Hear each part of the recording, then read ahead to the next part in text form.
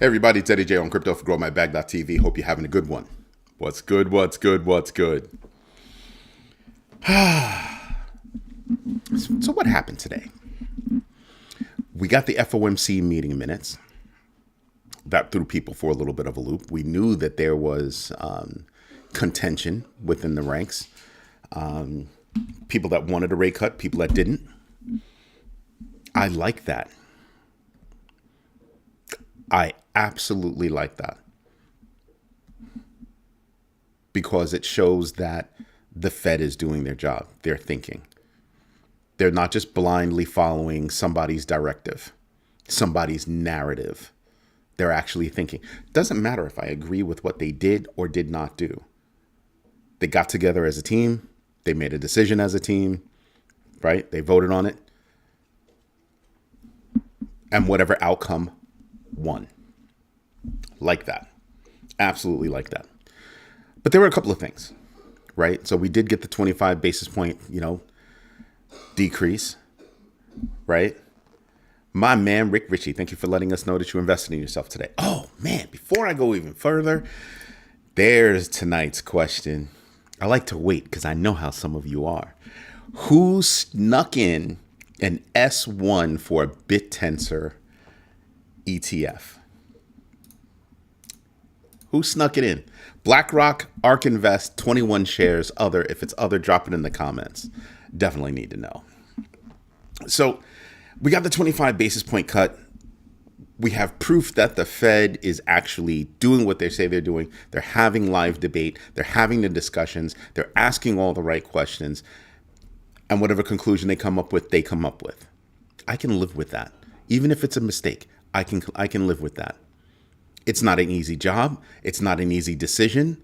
There's a lot of data to pour over, even when it's late.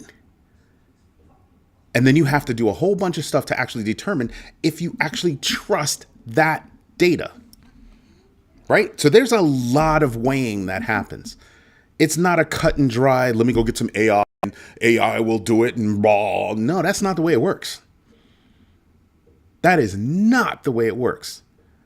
These are a bunch of really smart people that have to sit down and deal with some really heady stuff. Aloha 8 Pause. Thank you for letting us know that you invested in yourself. I got 2 big baggers in the house. That's what I'm talking about. So there was that. And then something else that popped up that people should pay attention to. Fed policymakers ruled out rate cuts in early 2026, delaying the next potential reduction to April. I mean, it could happen before then, but they're kind of like, yeah, we're probably not going to need it before then.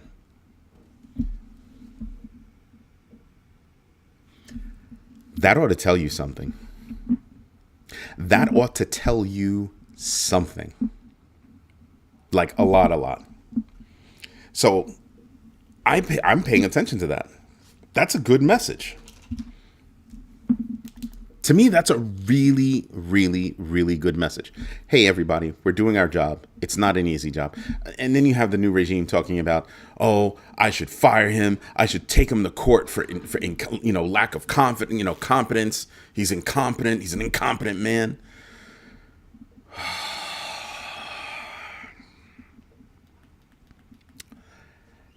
The last thing you want to do is undermine a federal agency. You don't want to undermine your people. You really don't. Especially when you're clueless about what it is that they actually do for a living. When you're yanking your decisions out of the sky, talking about, oh, yeah, nah. And beyond that, without the political, mumbo jumbo, I just think it's disrespectful. I really do think it's just disrespectful. And it can bother people. There's a lot of real work to get done, and we don't need that. Name calling? Name calling. Come on, there's got to be a point where you say, okay, enough is enough. Please go in the corner and shut up. Go take your pablum, shut up. Because it's unnecessary. It's beyond unnecessary, right? It's it's a level of disrespect that I'm really having a hard time understanding. And the truth is that there's so much going on that can affect our bags, that is affecting our bags, that everything just seems to be a stunt to take your mind off of something else. Honest and true. So I wanted to get it out there that, hey, those FOMC minutes, yeah, I absolutely like. We should have calm for the next few months out of the FOMC. Think about it. We're not guessing if they're going to lower rates or anything like that. I mean, sure, Polymarket and Kalshi and Myriad and the rest of them are all going to do their job, and they're going to do the whole, predictive market thing, which I can't stand. But the fact is that they're trying to send a message that, hey, we've reached a level of stability from our perspective. We want to watch what goes on. Remember, these people have access to more information than we do. Right?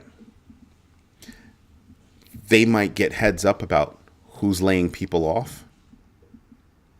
I mean, what was it, December 27th, just 3 days ago, we found out that PwC, formerly PricewaterhouseCoopers, huge consulting firm. I have a consulting firm. We're not even a gnat compared to them in terms of size. But they laid off 5,600 people. 5,600 people in the United States and the United Kingdom. That's a lot of people to be pounding the pavement. You want to know something else? That's a lot of freaking educated people pounding the pavement. Who's going to get those jobs first? It's probably going to be one of them. It's probably going to be one of them. And why is that? Well, they're highly educated. They've got a lot of experience under their belt. And when it's a buyer's market in terms of jobs, when employers have the upper hand, you know what they do? The job description reads like Superman. True story. I was young. It's about 19 years old, and all my friends older going to be cops or are cops. And I was going to go become a cop. Not 19. I think I took the exam when I was 21, but I had made up my mind when I was 19. And so you want to know what it actually said in black and white. We are really looking for Superman, but we might be willing to accept the next best thing. Yeah. NYPD. For real.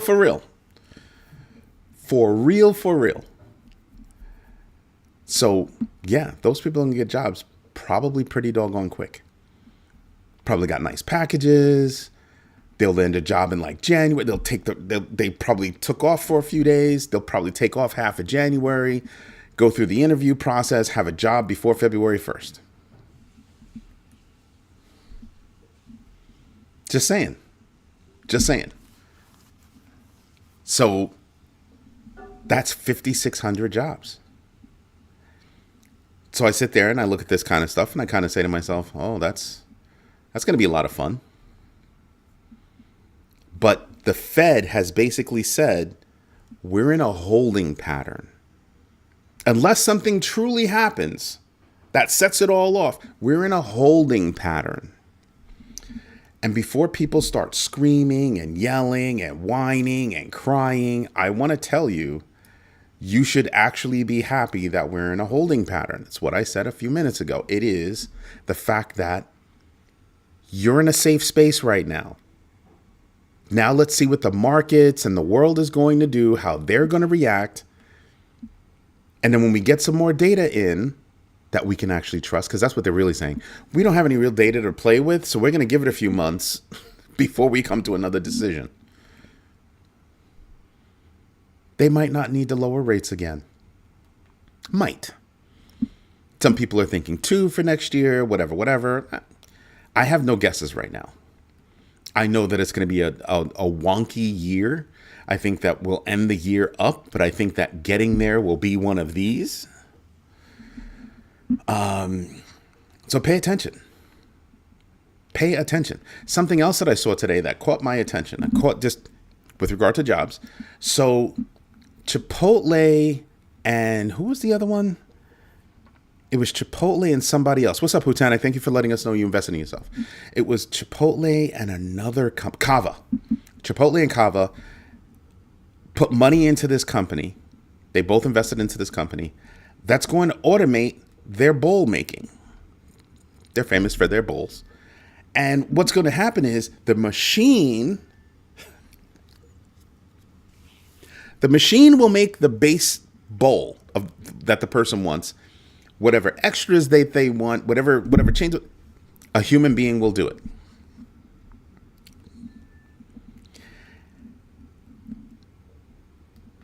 They can bang out a bowl every 15 seconds, they said. That's like max capacity. 15 seconds. Boop, boop, boop, boop, boop, boop, boop, boop. And just come strolling down the line. How many human beings do you actually need for that?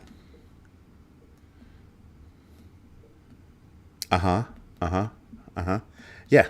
So we're not trying to get rid of human beings out of the process as we build these systems to get human beings out of the process.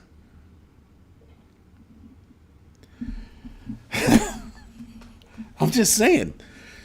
So you're losing jobs up here at the six-figure level, six-figure level. And then for those of you that are in the know, you knew what I was going to say. I told you I'm a kid from the Bronx.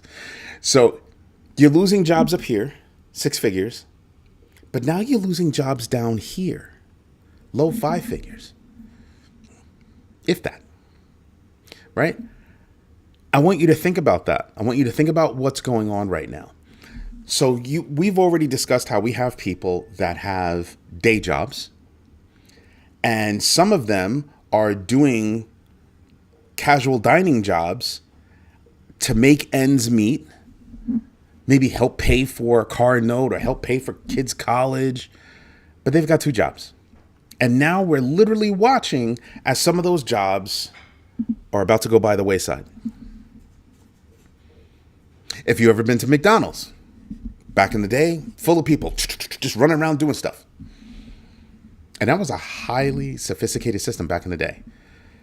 Excuse me, Ray Kroc built that system. He's the one that created that McDonald's system, the placement of everything and how everything operates and all that good stuff. He's the one that created that efficiency before he actually met up with the other dude that told him, hey, you really have a real estate company. And, that's history. Anyway, give me a moment, Hutanic. So you look at that and you realize, holy moly, I walk inside McDonald's. What am I greeted by? A few kiosks.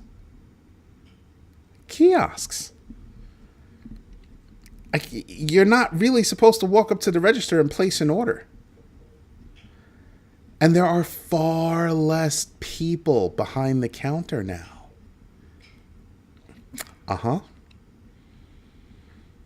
Do you want to know how easy it would be to automate McDonald's? And cut that staff down by even more, like 50%. And they've already cut the staff. Because you had people dedicated to the register. And the only extra thing that they did were operate the machinery up front. Sodas, they moved those off to the side. You get your own damn soda now. Sundays, right? Soda Sundays. And milkshakes. That's it. You're done. So we're slowly watching jobs just go away. Last night I heard that Whole Foods, Amazon is testing out a new kind of Whole Foods. Don't worry, I'm getting there. They're testing out a new kind of Whole Foods, and what's going to happen is you have 10,000 square feet in the back, and all the robots fulfill everything. They go get your order. You have the same, experience. You just don't have to pick stuff up and put it in your cart. You just go around. I guess you go boop, boop, boop, boop, boop, boop, boop, and by the time you get up front, you you pay for your stuff and pick it up and walk out. Actually, when you go boop, boop, boop, boop, boop, boop, boop, you don't have to do anything because you did it with your Amazon account and you just pick up your bag and leave. Far less humans in the store. Far less humans in the store. Everything is moving toward far less humans in the store. And what are the simple things that you can get rid of? Well, they've proved it to you. You can get rid of the cashiers, the packers, all that stuff. Highly efficient. And if they perfect it, it could stay open 24/7. You want to hear something really crazy? It could stay open 24/7. And in the back, in that 10,000 square foot area, they could turn off all the lights because robots don't need lights. Yeah. I told you when the pandemic hit, people on the golf course were still playing golf. It's the perfect game for a pandemic, right? Because the only time you meet up with other people is at the tee. That's it. Otherwise, you smash your ball, it goes over there, theirs goes over there, and over there, and over there. Yeah, so you're only running your mouth, jibber-jabbering, at the tee. Yeah. Because that's where you all meet up. Otherwise, it's a pretty solo game. Well, there weren't going to be any caddies. So what they do, you either carry your own bags. This golf course, some people carry their own bags and others used the robots. I told you about this. You put the thing on your belt or your pants, boom, and the robot follows you around. Not the same experience as a caddy, I'll give you that. But you didn't have to walk around with your irons.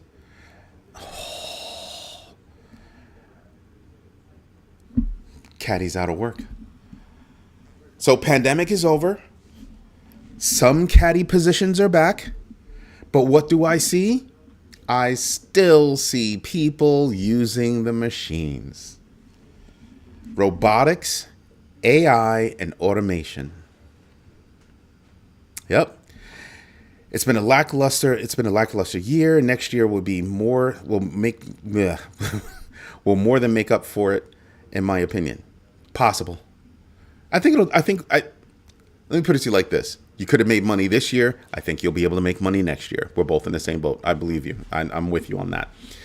July will be 250 years as the United States. I see gold revaluation you've been saying that for like a couple of years already. And push stable coins to create bond revenue.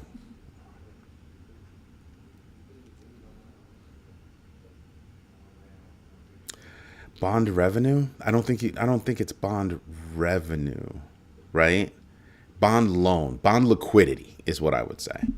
A guy on Travel Channel showed a snack store at an airport in Qatar where you can scan your charge card when you walk in and charges your items as you walk out.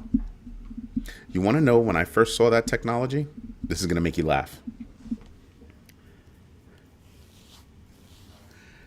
Decades ago, literally decades ago, you had a guy in a long coat, looking shady, walks into a store, starts stuffing meats and stuff inside his coat.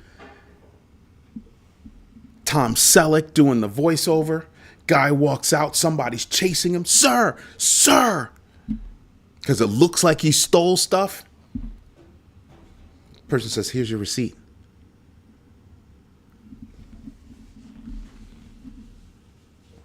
Yeah. That's the first time I saw that technology. And I was like, wow, that's going to be pretty dope. That's going to be pretty dope. Until you realize what comes along with it.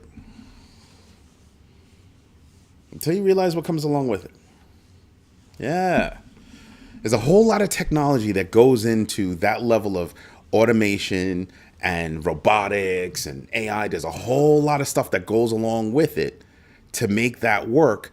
Sadly, it makes other stuff work too. Thinking Big Brother. Cameras everywhere. Yeah. Legalized surveillance on citizens. But that's a different story for a different channel. Fact is that the technology exists where we've got to start thinking about, truly thinking about universal basic income. Now, hold it. Pause. Pause for applause. Chamath Palihapitiya, ex-Facebook guy, ex-PayPal guy, part of the PayPal mafia, and he got on a show today, and he was it today or yesterday, one of these days, and he started yapping about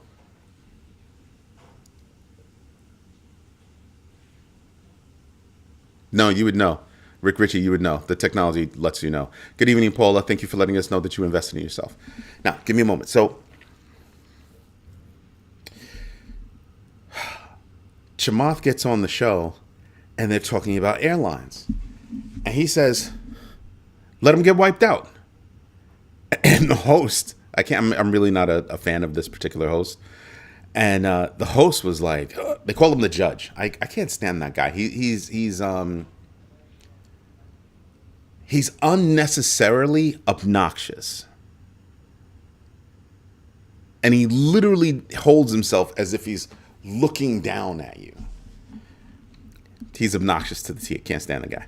Anyway, Chamath goes, let him get wiped out. He's like, airlines? Are you really saying airlines should get locked out? You're talking about a billionaire who literally just said, let others get wiped out. And something that he said hit me just right.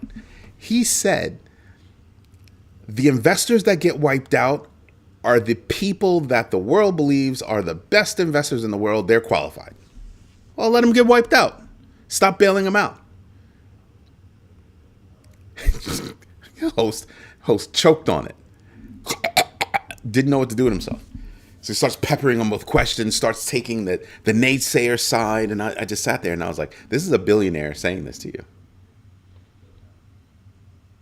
There's a billionaire saying this to you.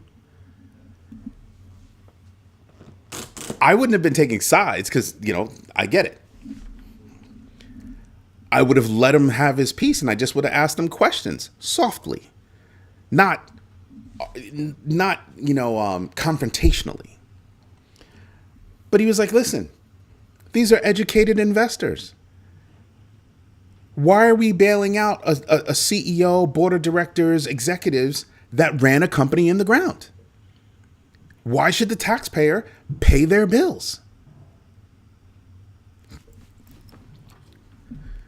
Yeah. And I was like, this is a guy who invested $56 million in Grok, who just got sold, GROQ, who just got sold to NVIDIA. And I sat there, and that sale made him another couple of billion. Educated investor, knows what he's talking about, all that good stuff. And I don't agree with everything that he says, but the point that he was making, I was like, oh man. And he was like, yeah, I think the government should give back everybody's taxes from 2019 and develop UBI.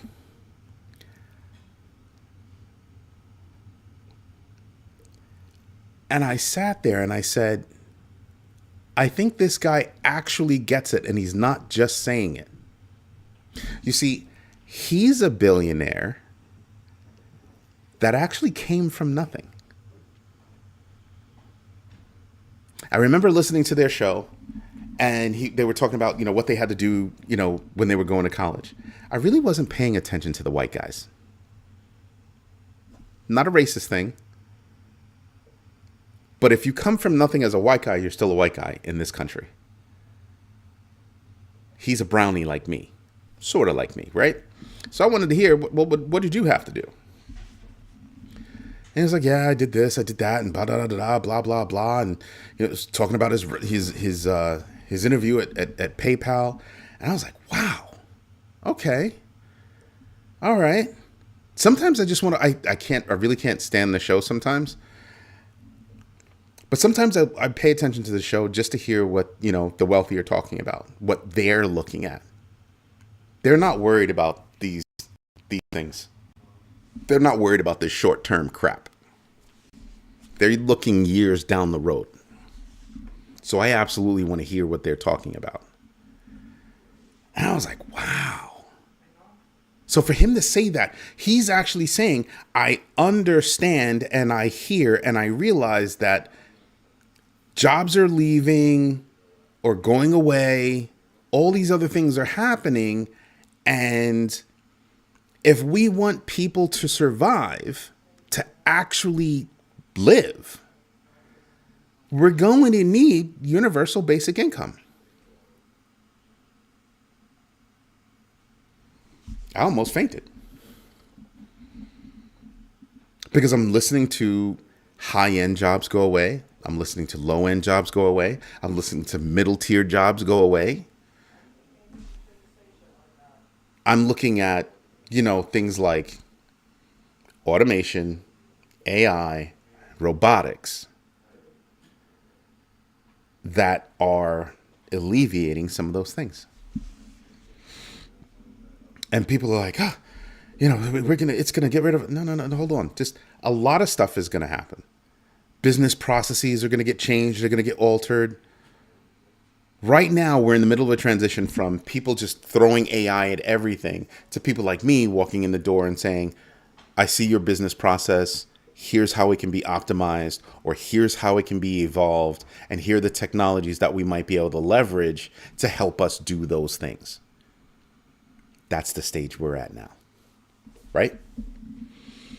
But to hear a billionaire who just made another couple of freaking $1 billion say something like that is saying, basically, hey, people, if you're going to take away jobs, who's going to buy your products? Who's going to use your products? Who's going to take care? Who's going to, buy your services? Who's going to do anything? Nobody's going to have anything to do anything. Uh-huh. And then I'm paying attention to, different companies that I think are going to have problems in the future. And that's every company in basically the automobile industry. And you say, why, Eddie? That's really big. Why is because I'm seeing a whole lot of cars sitting on lots. I'm hearing all kinds of reports about cars coming back from leases, sitting on lots. I'm hearing a lot about repos. What happens to repos? Sitting on lots. Whether it be an auction lot or a car dealership, they're sitting on lots. Some of these other things, you want to know what else I'm hearing about? RVs sitting on lots. Coming back from being leased, $90,000 freaking RVs being sold for less than half that. And you're like, what? Yeah.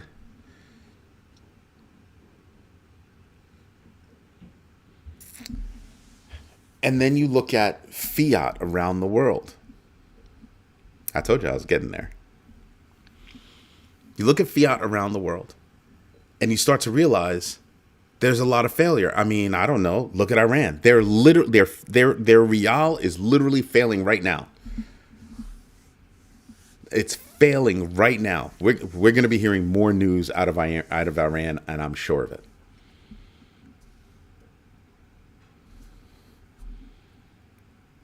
In other countries where things are failing, what did they run to? Huh? What was that? Oh, that's right. Bitcoin. They were running to Bitcoin. Universal basic income. How would you hand that out? You can hand out cash?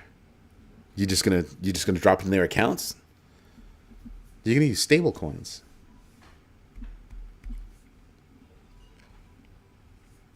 You're going to use stable coins.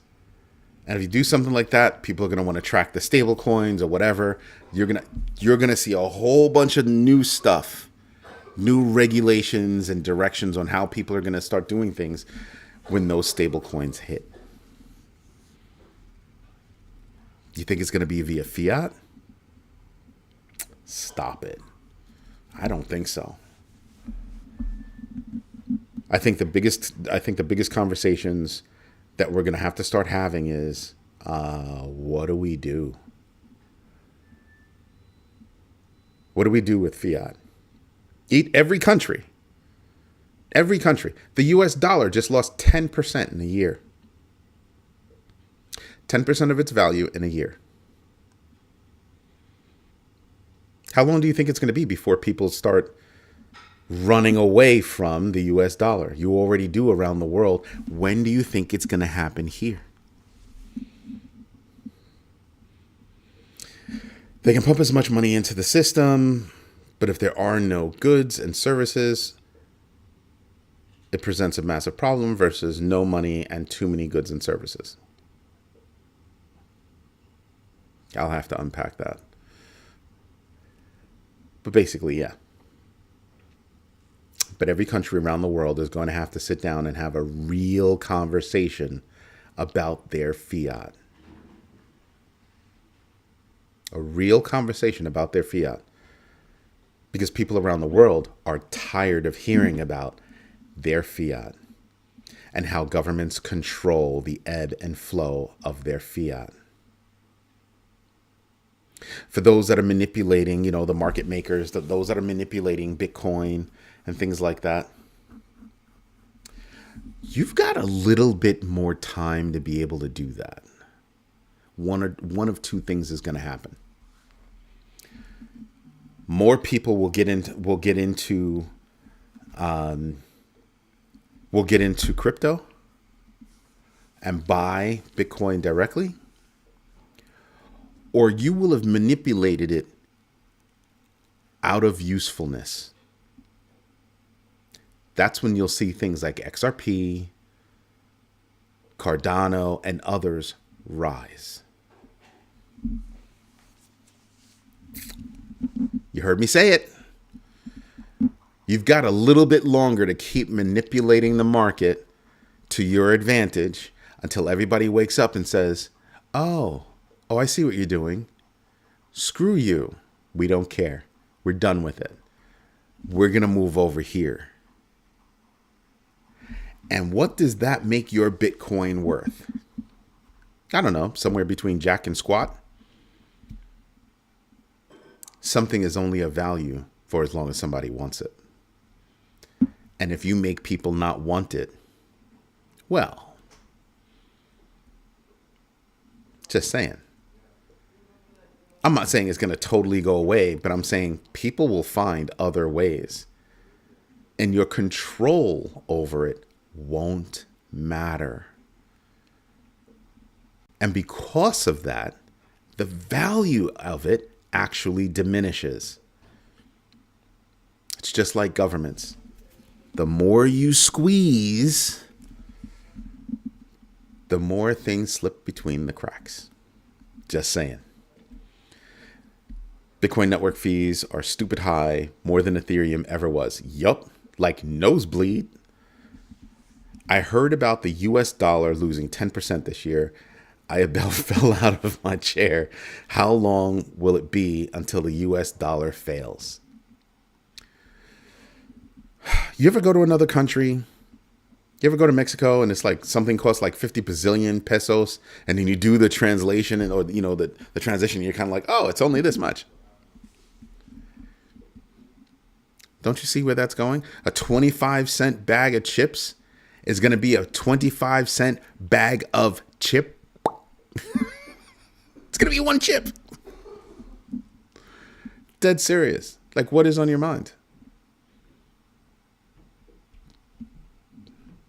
Prices go up. Prices go up. You guys might be sitting there wondering, why was Eddie talking about freaking RVs? Why the hell was he talking about RVs? Have you seen some of these RVs? Have you seen some of these RVs? They're freaking gorgeous. and you can maneuver around. I'm telling you, you're going to find, I think the future is going to be a whole bunch of young people just driving around, internet right into the RV, working remotely, not having to pay freaking bills, apartment bills, house, mortgages, all that stupid stuff. Why did I bring that up? Oh, the idea of you owning all of the single family homes. Yeah. There used to be a nasty term called trailer trash. And my younger brother, my little baby brother, Will, love you, Will, showed me some images of a house inside the house. And I was like, wow, that's really nice. That's really nice. And he goes, yo, you want to know what that is? I was like, what? He was like, that's a double wide. I damn near fell off my chair. And I was like, what? Yeah, they don't look the way they used to look. If you scroll on Instagram or TikTok or whatever the heck you like, you start to see how people are taking used shipping containers and building some really nice houses. It's just metal. I know somebody that took a school bus and turned it into a rolling kitchen. Not a food truck, a rolling kitchen. It's like a mini restaurant up in there, like a 4-seater. I was like, damn. So imagine what you could do with some of these newer technologies. And I sat there and I was like, wow. So when I look at all these things, Renegade RVs can't be beat. I'm just saying, you're getting to a point where you're making it too expensive for people to afford apartments. You're making it too expensive for people to afford homes, like houses, to be able to get a house.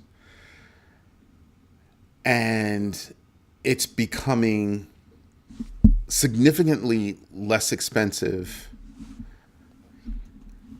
Hold on. One of my guys is still working.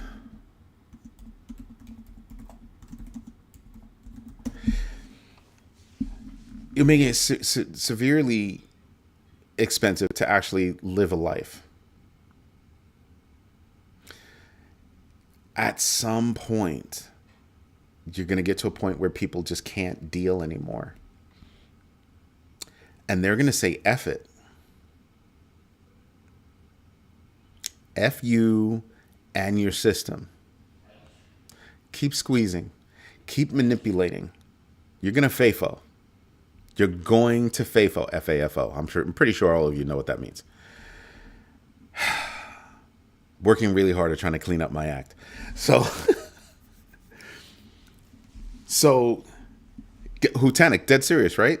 Shipping containers? What? They might not be able to take the constant hit on the roads, but in a standstill, you could do some really cool stuff with that. Cost you a lot less. You've got your structure. You can do a lot with those shipping containers. And then you have the other thing that's out there. Freaking, you have machines that literally just print houses. You have machines that are out there that are printing houses on the cheapy. I know, because I looked at how much it would cost to actually buy one of those machines. Insanely cheap. And you can start off with just buying a machine that can do one level. How many homes do you see that are one level homes? And I'm pretty sure they'd be able to do 2 levels, because I think you'd be able to go down a little bit and then go up a little bit. I mean, I'd want a 2-level machine, but you're not talking about a lot of money. Like I said, do your own research, know your entries and exits, and absolutely invest deliberately. But from what I can see, when I look down the road a few years, the conversations are going to become more and more serious when it comes to UBI. You already have POCs going on. New York City is doing it. out in California. I think it started out there. There's one or two. There's one city that started it, and then I think another city is doing it in California. So that's two out there, one here. You do have places that are thinking, oh man, we need to come up with this UBI thing. What's the biggest step for UBI? The biggest step for UBI, which these companies are not seeing, is the fact that the government's going to say, well, you're pulling a profit. Remember when I told you somebody came at me because I said that we should have laws here the same way they do in other countries where you can't fire people if you're pulling a profit? Remember when I told you somebody came after me like that? I'd rather have those people gainfully employed than sitting at home collecting UBI. Because what does that world turn into? Well, they're getting UBI. Well, they're going to have to give back to society the same way society is giving back to them. That's going to be the new society. We're looking at societal change. And we're still watching the wealthy and institutions try to figure out how they can manipulate societal change. Insane. Insane. But those conversations are going to get louder. They're going to get bigger. And you're going to see some real things come out of them. You're going to see more proofs of concepts for UBI come out. And as that's happening, governments are going to have to start having that bigger conversation about, all right, so what are we doing about our fiat? Because we've proven that we've ruined our fiat. Just ponder that for a moment. That's as clear as I can put it to you. You're looking at governments around the world that have to admit that they have ruined their respective fiats. And in some cases, you have other countries that have literally worked hard to ruin somebody else's fiat. Yeah. And then what happens? You've got to rethink society. Yeah. People are going to sit back and think, oh, Eddie's on some conspiracy theory stuff. No, I'm not. You just had a billionaire say, hey, look, listen, we're going to have some kind of UBI. He's not stupid. He knows what that means. I'm not stupid. I know what that means. That means we're going to have to give some serious thought to societal change. And in the United States, one of those changes that's going to be discussed is healthcare. Yeah, there's a whole bunch of people choking on that one right now. So when you look at crypto and investing, that's when you start realizing, wow, why did crypto get started? Did you forget? You didn't buy my book, did you? You didn't buy my book because you'd know. Yeah, it started because a whole bunch of people didn't trust governments around the world and their fiat. They didn't trust how fiat was being managed. And they had to live through just one too many crises. And there you go. And there you go. That's when you start realizing, oh, damn. These are not small conversations that are happening. They're big conversations that are seldomly happening. And whenever that conversation happens, everybody gets up from that table, walks away, mind blown, because you can see it coming. When you can't get a job making a food bowl at a freaking casual dining spot because a computer does it, a robot does it. When you can go to McDonald's and not even really have to talk to a human being, you walk over to a kiosk and boop, boop, boop, boop, boop. Yeah. You're seeing societal change happen right before your eyes, except you're so close to it that you're not really paying attention to it. Step away and say to yourself, who's working at McDonald's right now? Grown folk are working at McDonald's right now. It's moved up to college kids and grown folk. Technically, they're both grown folk. But it used to be junior high school kids. You go to the grocery store. Who used to work there? High school kids. Who do you see working there now?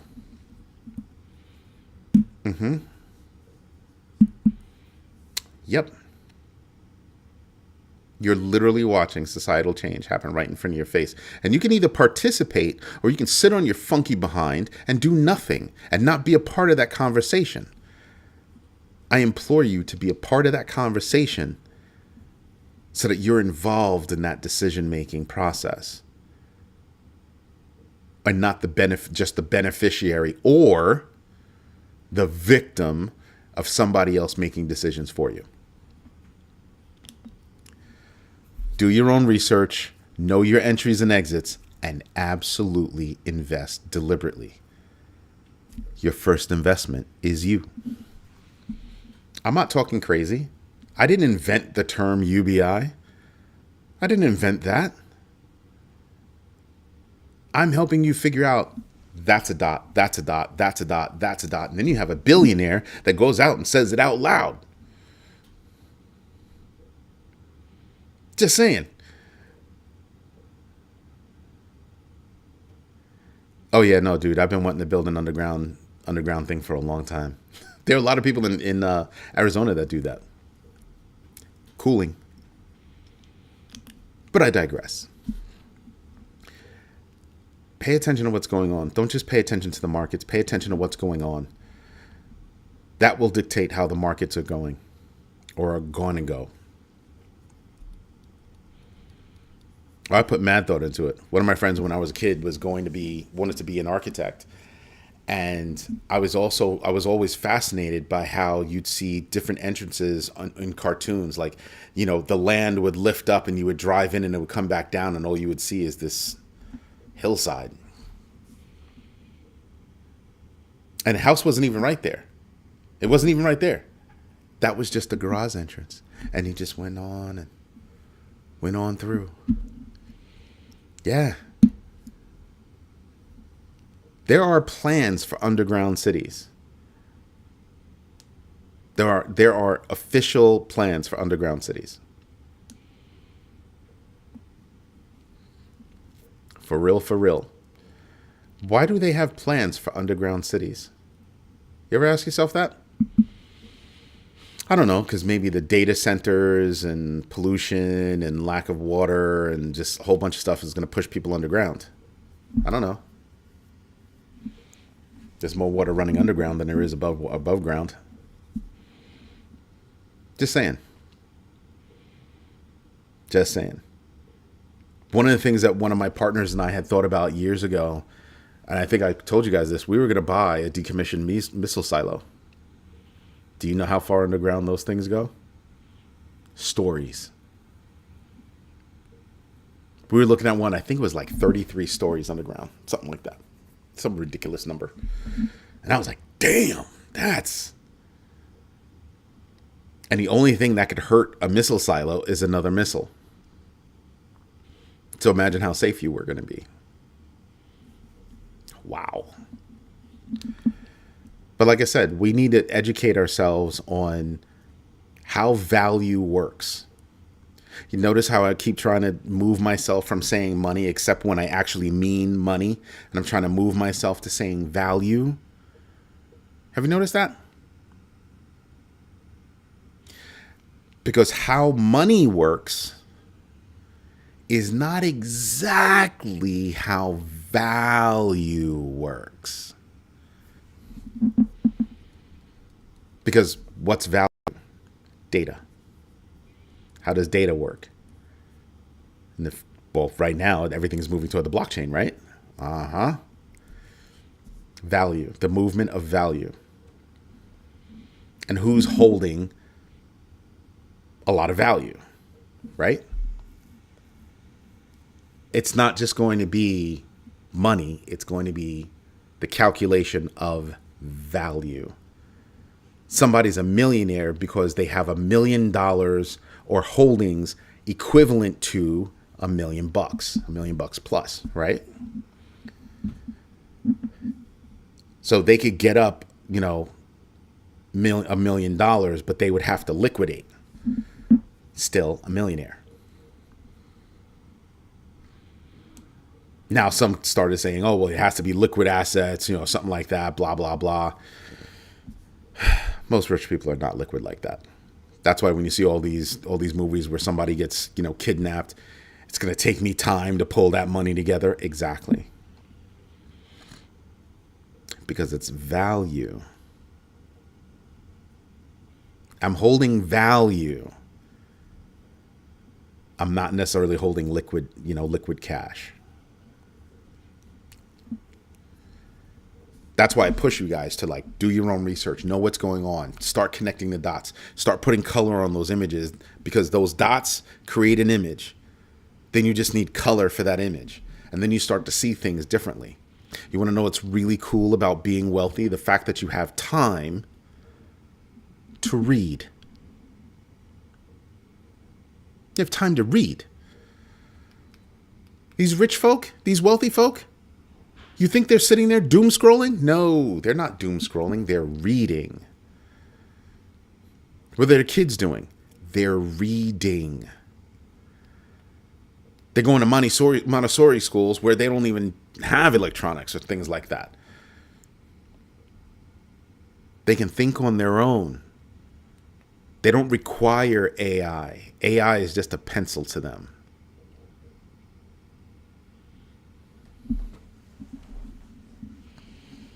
That's how I have my kids working. Read, study, learn things, listen. I have a son that hates to read, but he'll listen to an audiobook.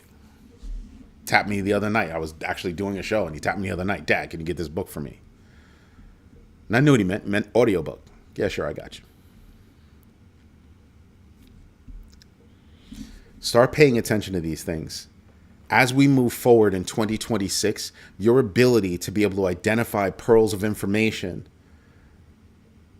where it concerns anything that can impact your respective bags is going to be a big deal.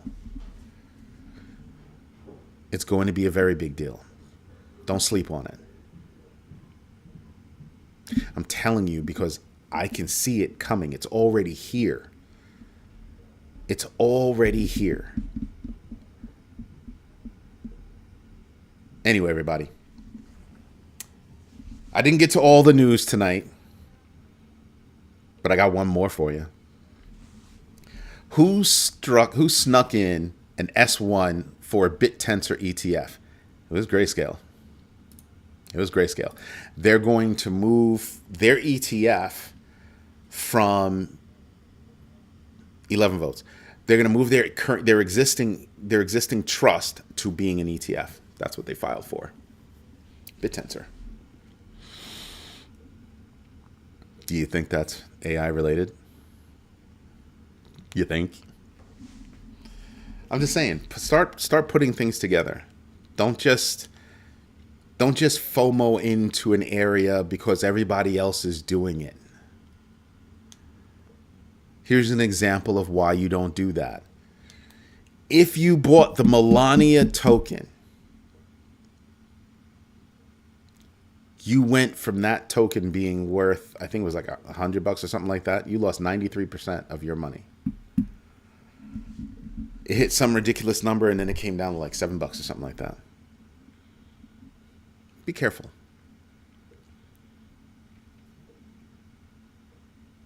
Be careful. I think, truth be told, I think that's what killed meme coins. I really do. I think the new regime and his family killed meme coins.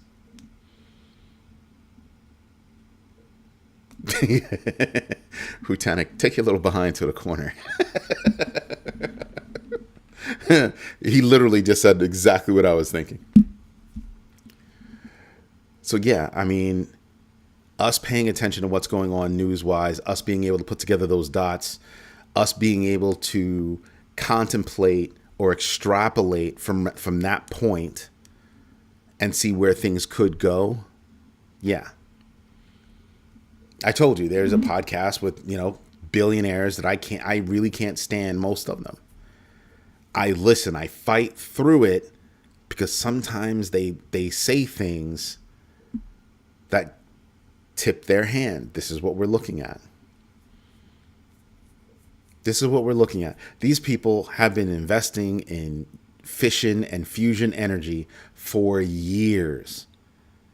For years. And it's only now that people are talking, the regular people are starting to talk about it. And it's not even down at the regular people level. It's at the people who pay attention level. Fission and fusion.